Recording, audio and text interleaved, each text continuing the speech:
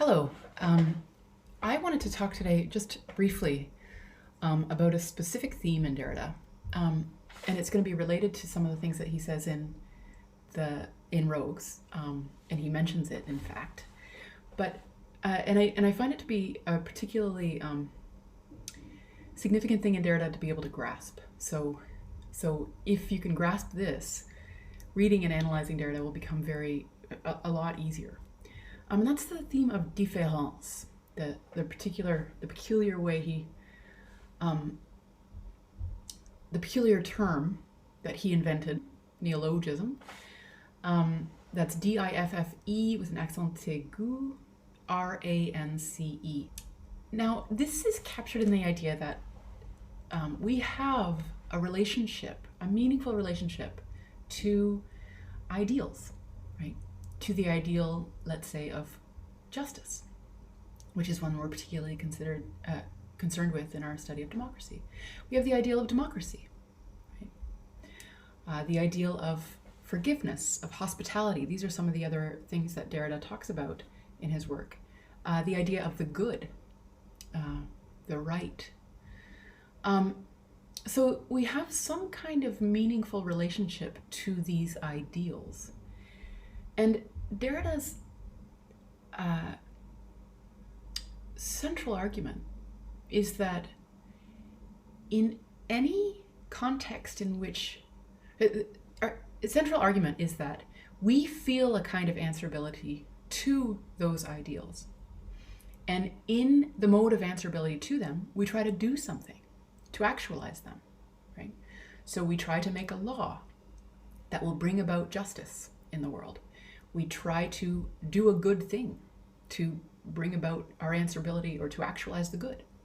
And he talks in terms of forgiveness and hospitality too. We try to be hospitable, which means open to housing or being open to the person who's coming to visit us, and so on. And his argument is that any attempt to make those ideals real, any attempt to actualize them, will always be conditioned, will always be specific and determinate. And that means that, in a sense, any attempt to actualize the ideal will always, in a sense, be a transgression of it, an inadequacy to it, and a kind of hubristic, right? Oh, you think that, justice says, you think that I could be captured in this specific act? Think again, you pompous human, and so on. So we may try to enact the ideal of justice, for instance, in a political sphere by making a law that will protect certain individuals' capacities to do certain things, to sustain their lives, and so on. But the law will also reflect a specific view about what is valuable in human life, what is to be protected. And in so doing, it could easily conflict with another view about what is valuable in human life and what is to be protected. It will be exclusionary of other such priorities, human priorities, and therefore it will be unjust, right? So insofar as it answers to justice, it is unjust. We may try to enact the ideal of hospitality and hold ourselves open to the possibility of hosting a foreigner, of someone who is different, and accommodating that difference. But in order to be a host, we have to care for the conditions of possibility under which we can host, which means protecting our home, organizing it in certain ways. And those ways and that protective urge will always, in a sense, be exclusionary, right? So you can't let the visitor destroy your home. Otherwise, you won't be able to be hospitable. And that means that, in a sense, you have to be inhospitable to the foreigners, the other's wishes. And finally, democracy. In a sense, democracy is, in principle, open to anyone who can be called person, who can be included in the demos. But it has to be limited and specific and determinate and closed in order to function as welcoming of anyone. So hospitality and democracy are very deeply related. So Derrida's point is, and I imagine I'm going to say that several times, Derrida's point is, and each time I'm going to say something slightly different, but these are just aspects of his argument. The discussion of différance really has multiple aspects, and one must grasp all of those. So an aspect of Derrida's point here is that there is no escape from this tension. This tension, as he otherwise in other places calls it, between the unconditional and the conditional. To be real, for an ideal to be made real, it must be compromised. But that, and it will be made real in the form of something specific and determinate. But that doesn't mean the ideal isn't real in some sense, isn't made present in some sense. It is made present in a way in which it still retains a kind of absence. The ideal maintains its reality by being the thing that motivated the action, being the thing that motivated the cut, the decision, the actualization. So, and that means that, the real, what is actual, is the way it is because of the ideal. And in that sense, the ideal presents a trace of itself as well. Derrida also uses the term trace in this reading, and this is what that means, really. The real is fashioned in response to the ideal, or aspects of the real are fashioned in response to the call of the ideal, and thus the call of the ideal maintains a kind of reality insofar as it lurks behind the real. And that means that neither the ideal nor the real can be perfectly themselves. They're wound up in each other. So when we're looking at a piece of actuality, what we're seeing is the kind of absent presence, or the present absence of the ideal. The real is not just a determinate specific thing. It's an answerability to a call, let's say, or an answerability to an ideal, a good. But the ideal is not simply itself. To be itself, it requires its transgression, a thing that will bring it into being in an improper way. And now this tension between the ideal and the real, so to speak, or the unconditional and the conditional, Derrida calls différance. The easiest way of seeing this tension, I think, maybe all the ways are easy.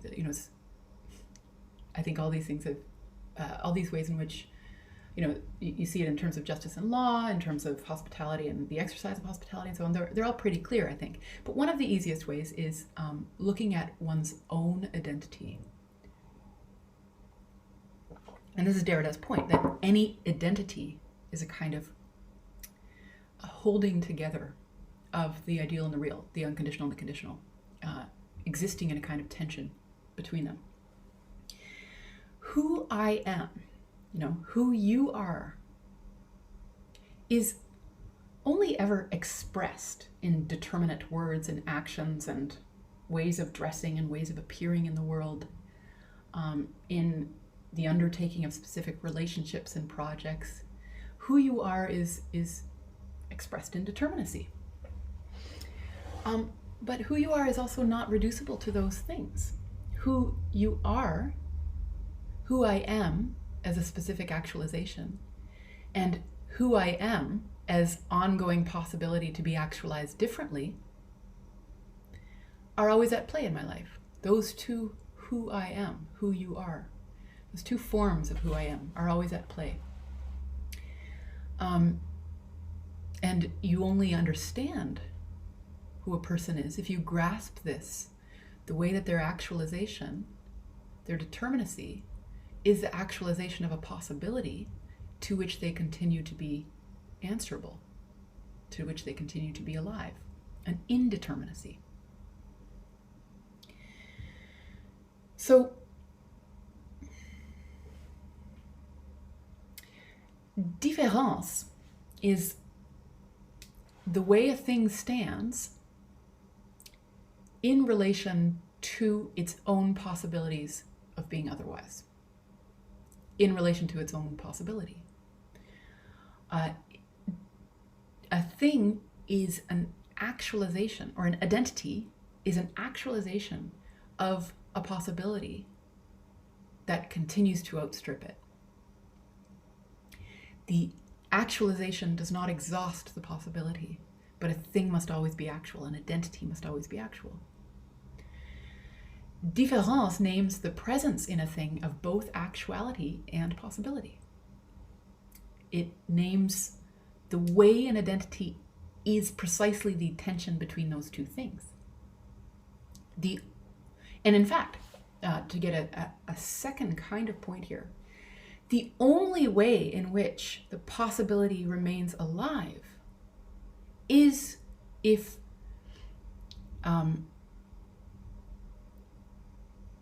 it is actualized. So the only way in which an actualization can be animated by its possibility is by becoming actual in the first place. So the question of who I might be can only be posed by me becoming something determinate. And some of you might be sensing here the relationship between facticity and transcendence as the existentialists talk about it. People working in the tradition of existentialism. Sartre and de Beauvoir, for instance. Being free is not just a matter of being open. Being free is a matter of becoming defined, determinate, finite. And in terms of that becoming, or because of that determinacy, because of the development of that specificity, one develops powers, right? Capacity to be open to further determination, a capacity to answer to the call of different kinds of becoming. So anyway, only insofar as the question, who are you, is answered, can the question continue to exist. And this is key for Derrida's analysis of democracy. So the question, in a sense, still exceeds the answer, but it needs the answer. You need to become someone in order to be the site in which the question of who you are can be answered differently, can continue to challenge you. So I exist as the relation between the question about who I am and the answer to that question about who I am. The relation between the question and the answer is différence. The question cannot be closed by any answer, but an answer is that reality through which the question is allowed to still remain alive. The question requires the answer. The question is also the permanent challenge to whatever answer I give. And in the tradition of existentialism, you see this brought out particularly strongly. We can live the answer to the question of who we are in a way that pretends that the question is not yet still alive, pretends that the question is closed. And insofar as that is a pretense, it is fundamentally dishonest, and it's not the way in which one's experience should be understood, and therefore it's not the way one should live.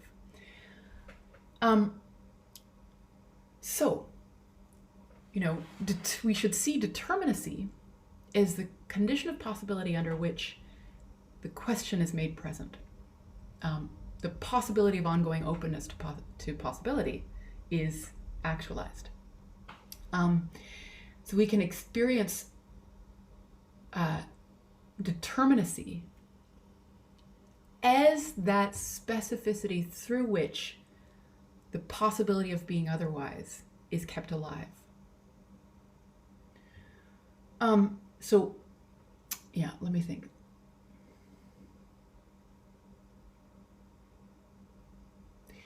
Now, this is so to speak, Derrida's metaphysics. This is his claim is that reality comes into being as différence. This is the character that reality takes. It's deeply akin to Aristotle's analysis of actuality and potentiality. Reality, that is inherently unstable. It's characterized by a kind of demand, an ongoing demand that can't be exhaustively answered to, that cannot be exhaustively, cannot be closed. So it's a kind of, we could call it a metaphysical dynamism. The character of reality is to be dynamic, insofar as identities are a tension between actuality and possibility, insofar as the nature of an identity cannot be finally answered, exhaustively given, made present. And this is the relationship between some, what Derrida talks about in other contexts is absence, the reality of absence. So what it is to be cannot be settled. Reality as such is, the is not establishable. So just one more thing now. The question of democracy. How does this relate to the question of democracy?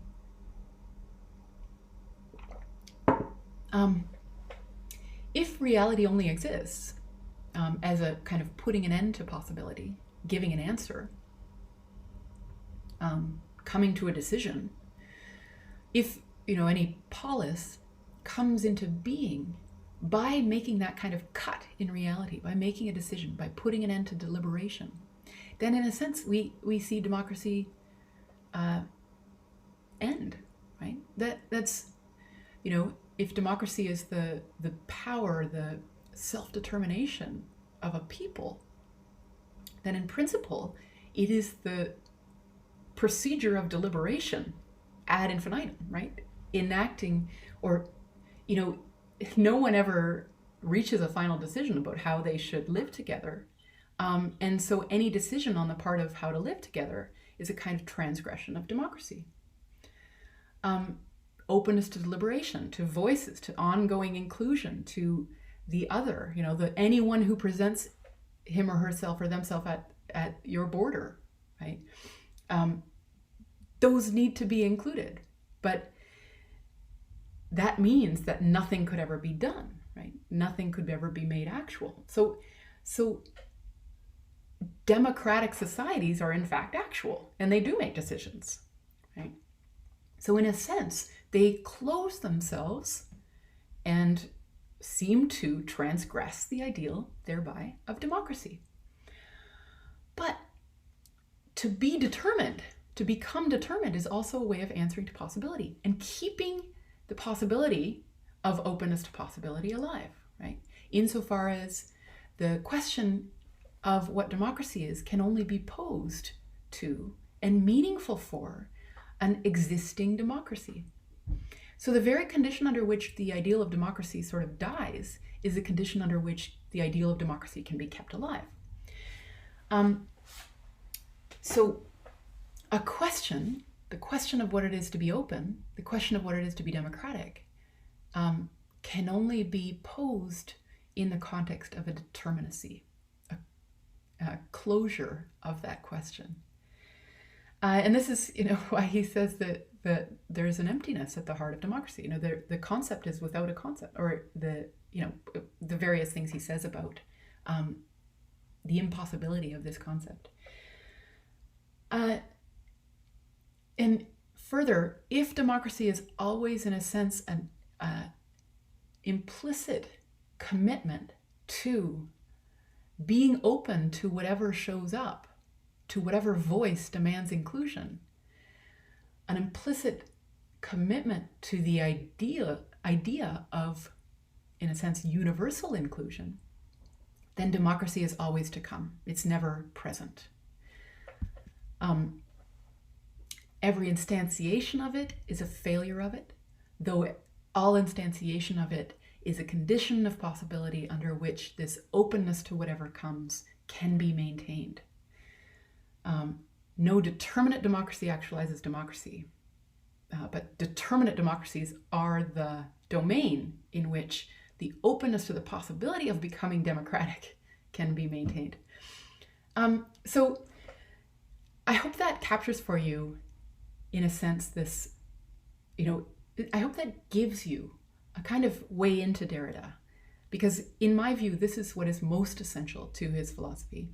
And it's It manifests itself in multiple ways, and it's key sort of to interpreting whatever thing he throws at you.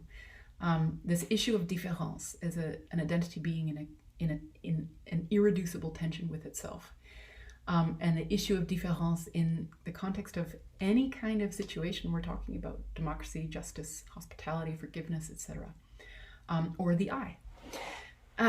So the second segment of the lecture will be separate, and in that context I'll talk about chapter 3 in more detail.